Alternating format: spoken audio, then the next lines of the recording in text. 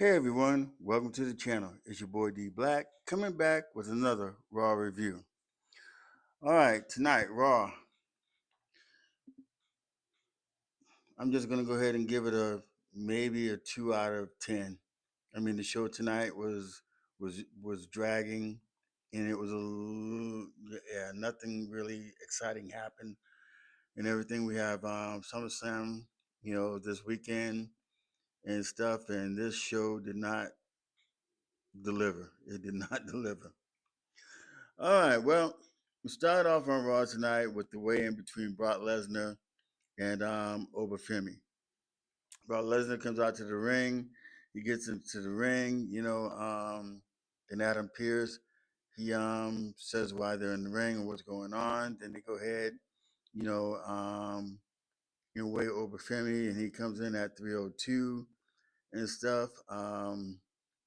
So we already know that Ober's a big boy. We already know Brock is a big boy. So, okay. But anyway, after they weigh in, then Brock Lesnar and Paul Heyman, they come out.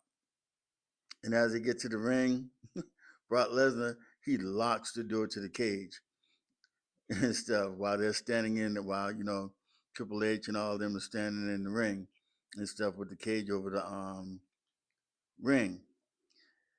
And so Brock and Paul Heyman walk around the ring, and Paul is saying, how Brock Lesnar, defeated the Undertaker and the past two Hell in the Cells that he had and everything, and the Undertaker didn't beat him, saying that Brock Lesnar is undefeated, you know, um, in Hell in the Cell and stuff, and that Oba won't be able to, is not going to be there to break the streak and stuff like that. And then he goes and he says that he weighed Brock in the back and everything, and Brock Lesnar, coming out to the ring, and he weighed in at 302 and everything. So he's a pound heavier than Femi, but it's a kayfabe and stuff. There's no way that Brock Lesnar is bigger than Femi. I mean, they're about the same height, but I believe Ober's a lot bigger and stuff. And so now that they're locked in the ring and they, walk around and then they leave the ring, and then Oba says that, tells Brock, Brock tells Oba that he'll see him in Hell in the Cell at SummerSlam, and he calls him a B and stuff. But Femi tells Brock, you know, that Brock is not locked in.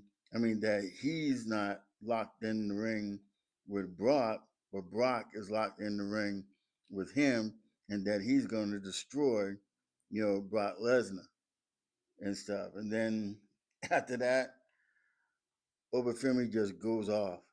He starts destroying, the the security. They say cops, but more or less security, fake cops, whatever you want to call them, and stuff like that in the ring. And Oba just goes on a destroying fest and everything. And then after that, they come in. The Usos and Roman Reigns are showing up. You know, at the arena. And then we get the match with Division and the Alpha Academy. Okay, and I kind of understand this one and stuff, because Maxine Dupree, she's involved in this and everything and stuff like that. But anyway, from a couple of weeks ago and how the Visions destroyed, Obafemi and Tosawa and stuff. So they have this match. The match was okay. I'll say that Otis and Tosawa, they really handled themselves, in the match and everything. At one point, it was pretty good and stuff until Maxine Dupree got involved and stuff, because Oba was on the cusp of, probably going to win the match, and then Maxine Dupree jumps on the ring. She kind of tenderizes doggone Otis and everything, and then he gets pulled down and stuff and everything, and they lose the match. Tosawa goes in there, and Tosawa gets speared by Braun Breaker and gets pinned. And after the match, you know, um, they jump on Otis, and then they jump on this. Well, Desai was already down, so they jump out on Otis and everything and stuff, and they just start beating the crap out of him and everything. And then as they're going, they win the match, and as they get ready to go back to the back, Austin Theory gets a chair, and he hits Otis's head because Otis's head is by the ring corner, and he hits Otis's head with the chair, and Otis is laid out in the ring. And then you get a backstage with LA Knight. He's talking to Jackie Redmond, saying that he called it, about the bloodline and everything, saying that, now that the bloodline is formed together and stuff, if Roman gets in trouble, then the Usos and Jacob Fatu would come out, to help him and everything um, and stuff. So then you left, with that. And then you get a little thing with Chad Gable, he's talking and everything. He's talking about, how he lost himself, and how the person that he became and everything and stuff before he became, you try to go out to become a luchador. But then when he did that, he was still on the, not getting it, what was going on. And then when he turned his back on all his friends and stuff like that.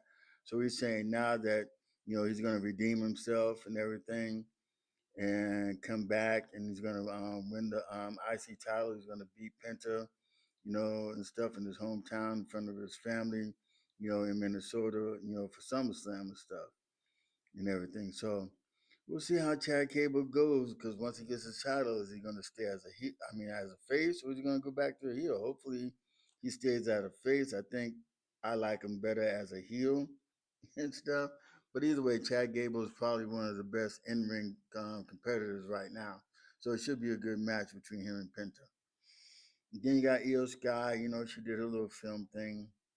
And then she was, about, Liv Morgan, for their match at SummerSlam and everything. And then she's saying that, there's no excuse, when she beats Liv Morgan, at SummerSlam for the, Women's World Title and everything. And then we get a match with Javon Evans and Rusev.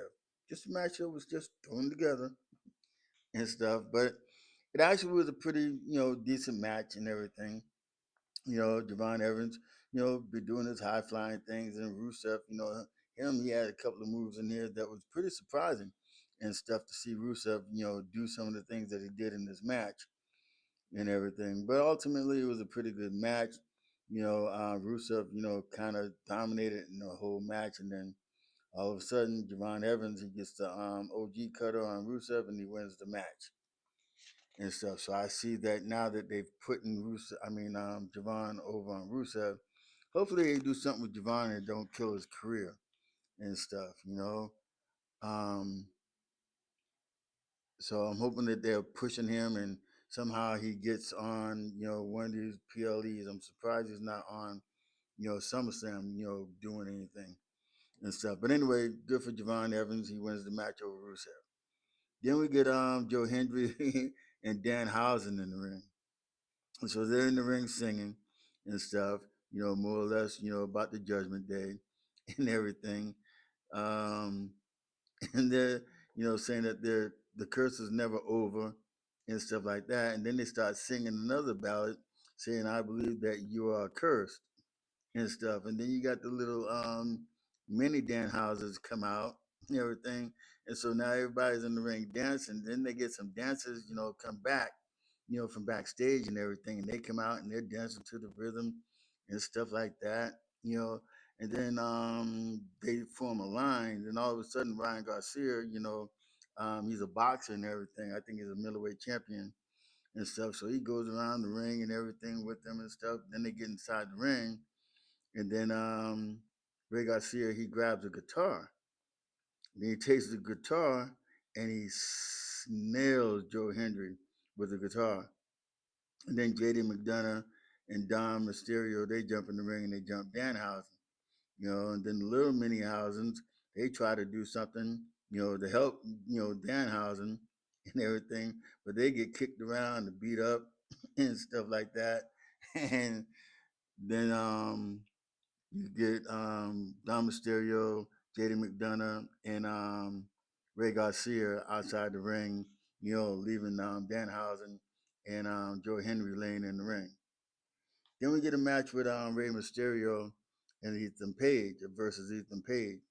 And this match was pretty good. Ethan Page, he dominated the most match and everything, most of the match and stuff like that. But Ray, he stood his ground and everything and stuff and did his thing also in the match and stuff like that. And then at one point, Ray gets Ethan Page down and he gets him set up for the 619. Then Ethan Page, as Ray is going to do the 619, Ethan Page grabs the ring apron and he blocks the 619. And then he gets Rey Mysterio up in the Eagleplex and drops him, for the win and stuff. But actually, it was a pretty good match. Ethan Page wins the match. Then we get a Liv Morgan backstage, film thing. Liv saying that Sky is not in her head and that she's, going to beat EO and stuff like that and handle her business. And then she's going to go to SummerSlam and, win the title. And she's still going to be the greatest, women champion of all time and stuff. And then we get Adam Pearce, backstage, telling Danhausen, to give Dom and the Judgment Day, back their money.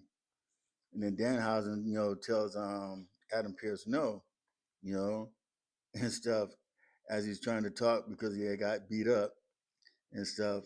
Then he says, tells Adam Pearce, says he wants the money, he says human money on the pole. And then Adam Pearce is saying human money on the pole. So I'm thinking that, the match is going to be the money that Danhausen owes the Judgment Day is going to be on the pole. So whoever climbs the pole and gets the money gets to keep the money and stuff. So we'll see. And then we get Jimmy and Jay Uso. They come out and everything. They have a message for those people who come out against the Bloodline. And then he says that he's giving them all a warning shot. Then as he says that, the Solo, comes out, you know, and he started, when they came, um, he said that the Usos started the bloodline again when they came back and started running back to Roman Reigns and stuff like that. And then he goes on to say that, the bloodline, you know, even though it was Jimmy and Jay in the bloodline too, but Solo Sokoa was the, right hand man and stuff, He was the guy that they called out, which Jacob Fatu, that's who he is now and stuff. So then Jimmy tells Solo, you know, to run the play and stuff, meaning that he's telling Solo that he still has a chance to come back, to the bloodline, to the family, and if you don't, there's consequences to pay and stuff. And Solo says, what are they gonna do? They're gonna eat him to death, or they're gonna bore him to death and stuff like that, and that everything, and that everything and everyone loves where Solo is right now, because Jimmy was telling them that Solo was in a bad spot, but Solo said no, people love him and stuff, and Solo, he's pretty good, and right now the people are responding to him, they're cheering for him and stuff, you know.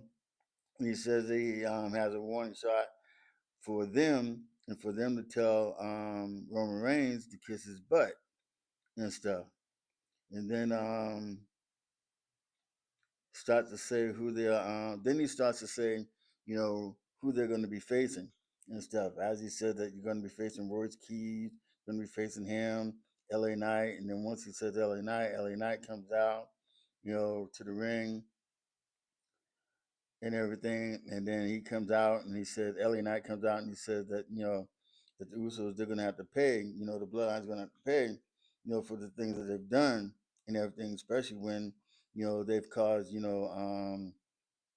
LA Knight, a shot at the title, and then they caused Royce Keys, last week a shot, at getting the title shot and everything. And then LA goes on and then he starts marching to the ring. And as he gets to the ring and everything, you know what they do? They start brawling, brawl, brawl, brawl, brawl, brawl. And then Jacob R2, he comes down to the ring and everything. And he starts brawling with them also. And then Royce Keys, he starts coming down and everything. And then they just brawl and they just brawl and they just brawl. You know, I mean, it was a brawl fest and stuff. I mean, tonight was a pretty good brawl fest tonight too and stuff. Then you get the match with Ruka and Raquel Rodriguez. You know, and the match was going on pretty good. There was a few missed spots in it and everything. It was looking a little raggedy and stuff, but they kind of picked it up. Then you know that Liv Morgan and Roxanne Perez, you know, they come out to the ring, you know, to interfere and everything. And as they're coming out, you know, then Io Sky, she comes out, you know, to try to help and everything. And then her and Liv, they get into it and stuff. And then as Ruka is about to do something to Raquel Rodriguez, Roxanne pulls her from, you know, the top corner post and everything. And then Raquel Rodriguez, she grabs Ruka and she hits her with the Hana bomb. And now we have a new women's intercontinental champion, which is Raquel Rodriguez with the help of Liv Morgan and Roxanne Perez, you know, the Judgment Day. And then we get the face off with Roman Reigns and Seth Rollins. And Roman Reigns comes out, and just as he's about ready to tell Los Angeles to acknowledge him, you know, Seth Rollins comes out. And then as Seth Rollins gets in the ring, Seth Rollins then tells the Los Angeles crowd to acknowledge him and stuff. And then Seth, um, then goes on and starts saying, yes, you know, he is the bad guy, you know, because Roman Reigns, you know, looked at him like, hey, you got a lot of nerve, you know, telling people to acknowledge him and stuff. But anyway, Seth said, yes, he's the bad guy. Then says he wants, then he goes on and said that he wasn't born with the silver spoon in his mouth and everything. And he's telling Roman Reigns, you know, all the things that he's accomplished and everything. And that, he did a lot of things as far as wrestling is concerned. Then he tells Roman one thing that he'll never do or never be better than him in is being a professional wrestler.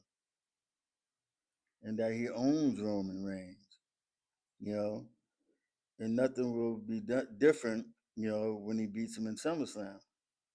And since he can't get anything, you know, and then he tells Roman since he can't get anything done on his own, you know, he's gonna call out, you know, his boys, you know, the Bloodline, you know, to help him win and stuff. Then Roman tells Seth he's the only true superstar and the only true champion, and he needs, you know, and that he needs to beat Seth Rollins, you know, him and his family, you know. Well, then Roman says his family. Then he says his friends. And then he says the industry, you know, the whole industry and the people, you know, need for Roman to beat Seth Rollins and stuff. And then Seth says, when he tricked Roman into taking the match, and then he reminds Roman that when he said that he cashed in, you know, reminding Roman that he cashed in on him, you know, at WrestleMania 31 and sent Roman's family home crying. And he can't wait for SummerSlam to, you know, come so he can send his family home crying again. And then Seth says when they figure it out, you know, that their daddy is, you know, a loser and he can't accomplish anything or do anything on his own, you know.